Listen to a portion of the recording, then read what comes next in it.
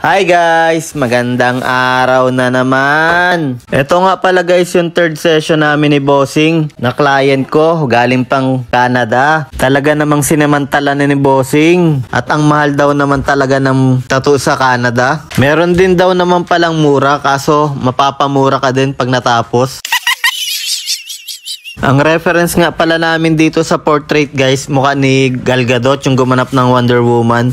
Tapos lalagyan na lang namin ng parang luhang itim, ano bang tawag doon. Tsaka sa noo lalagyan din namin ng design. At ang ginamit ko nga pala dito needle guys, 15M1 yung lagi kong ginagamit. Tapos sa pang highlights naman guys, 7RS. Sa mga gusto po magpa-schedule dyan sa Manila, PM nyo lang po ako mga October 1st week or last week ng September, andyan ulit ako. At sa September 26 naman po, birthday ko, baka naman.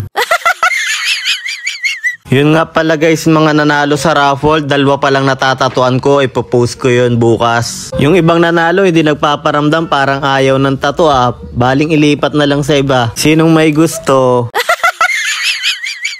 At sa hindi po nakasali sa tattoo raffle ko, meron pa naman po tayong next raffle. Pwede kayong sumali, basta share lang kayo ng share ng mga reels ko. At yun guys, tapos na nga.